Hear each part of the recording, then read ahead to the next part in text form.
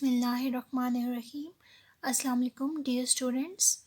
Today I am going to deliver lecture number 24 about chapter number 12, current electricity.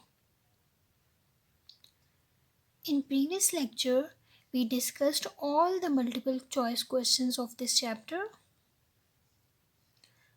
After listening to today's lecture, you would be able to answer all the conceptual questions related to this chapter, that is chapter number 12, current electricity. So our first question is why it is not possible to measure the drift speed for electrons by timing their travel along a conductor. So what is drift speed? It is the average speed which is acquired by electrons in presence of some electric field. It is also the shifting of electrons per unit time. But in the conductor, this shifting of electrons per unit time is very slow, of the order of 10 power minus 5 meter per second, which is impossible to measure.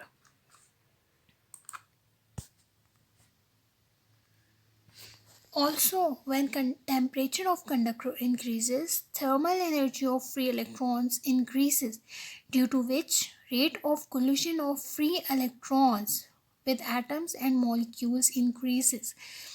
That's why drift velocity changes. In this way, time changes randomly due to collision of electrons. This is the reason. Due to all these reasons, we cannot calculate drift speed for electrons by timing their travel along a conductor. So we have to take net effect of flow of electrons and estimate mean drift speed for an electron only. Question number 2 is the relationship R is equals to V over I tells us that the resistance of a conductor is directly proportional to the potential difference applied to it. What do you think of this proportion? From Ohm's law, we know that I is proportional to V means current is directly proportional to voltage or potential difference. By removing constant of proportionality, or introducing constant of proportionality, we have I is equals to 1 by R into V, or V is equals to IR. From this relation, we have R is equals to V over I. But R is the proportionality constant and it is known as resistance of the conductor. This relation shows that ratio of potential difference V applied to the ends of the conductor to the current I flowing through it is constant. So the conductor for which the ratio V over I is constant, those conductors are called ohmic conductors. The resistance of ohmic conductor is independent of V and I, means it does not depends upon voltage and current, but it depends upon nature, dimension and physical state of the conductor. Question number 3. A heavy duty battery of a truck maintains a current of 3 ampere for 24 hours. How much charge flows from the battery during this time? So first of all, we have to write down given data. In the question, we have current which is equals to 3 amperes and time is also given which is equals to 24 hours, but we have to convert hours into second. For that purpose, we have to multiply it with 60 and then again with 60, or we can simply multiply 24 with 3600. Answer is 86,400 seconds. Required is Q. We have to find out charge which flows from the battery during this time. So as we know that Q is equals to I into T. We have the value of I and T. I is equals to 3 ampere and T is equals to 86,400 seconds. We have 2.59 into 10 power 5 coulombs. That is the value of charge. Question number 4 is, while analyzing a circuit, the internal resistance of EMF sources are ignored. Why? What is the internal resistance? The resistance offered by an EMF source to the flow of electric current is called internal resistance of the source. Consider the circuit shown in the figure. Here a source is connected in the circuit, then its EMF and terminal potential difference can be related as we have E is equals to Vt plus IR. E is the voltage of the source. Vt shows terminal potential difference and I into small r shows voltage across the cell. We have E is equals to I into capital R plus I into small r. I into capital R is equals to terminal potential difference.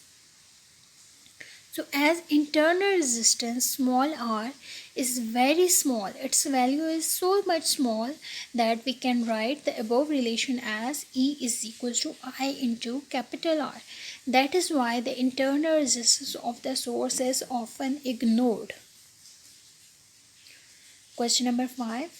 Under what circumstances can the terminal potential difference of a battery exceeds its EMF?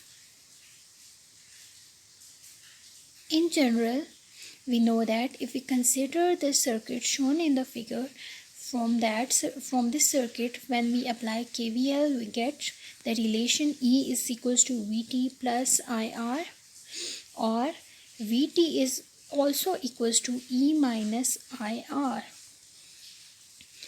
But when battery is connected to source of greater EMF for charging process, then a reverse current will flow through it. So we can have Vt is equals to E minus IR. Because now reverse current is flowing through the circuit, we will have Vt is equals to E plus IR. So this is the condition when terminal potential difference of a battery exceeds its EMF. Question number 6. What is the difference between an EMF and a potential difference? So what is EMF? It is the work done in bringing a unit positive charge from negative to positive terminal with the source. That is E is equals to W by Q. But terminal potential difference is the work done in bringing the unit positive charge from positive to negative terminal in the circuit. Here we have a circuit, but in case of EMF we have source. So del V is equals to W by Q. EMF is the cause while terminal potential difference is the effect. EMF is always present even though no current is flowing through the circuit, but terminal potential difference becomes zero when no current is flowing through the circuit. Generally, EMF is greater than terminal potential difference, but terminal potential difference is less than the EMF of the. Question number 7 is, the loop rule is based on the conservation of energy principle and the junction rule is based on conservation of charge principle. Explain just how these are based on these principles. We have two rules, loop rule and junction rule. Loop rule is basically KVL, that is Kirchhoff's voltage law, and junction rule, that is KCL, Kirchhoff's current law. So loop rule, KVL, the algebraic sum of all the potential changes in a closed loop must be zero, that is sigma V is equals to 0. Sum of all the voltages and voltage drop, it must be equals to 0. It is based upon the law of conservation of energy due to the reason that energy supplied per unit charge by the source is equal to energy utilized per unit charge by the various components in the circuit. Hence, the total energy remains constant. Now for KCL, that is junction rule, It is the sum of algebraic sum of all the currents meeting at a point is equals to 0, that is sigma I is equals to 0. It is according to the law of conservation of charge, that is the flow of current is due to flow of charges. So we can say that electric charge neither accumulate nor produce at the junction, so the total charge remains constant. Question number 8.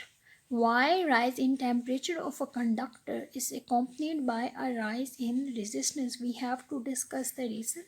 So when conductor is heated up, the kinetic energy of vibration of atoms in the conductor increases, which increases amplitude of vibration of atoms. So when amplitude of vibration of atoms increases, it increases the rate of collision of free electrons. As a result, resistance of conductor increases.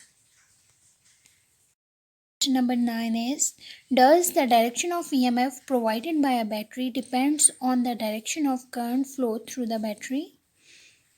Direction of EMF depends upon direction of flow of current through the battery when we have two EMF sources in the circuit as shown in this figure.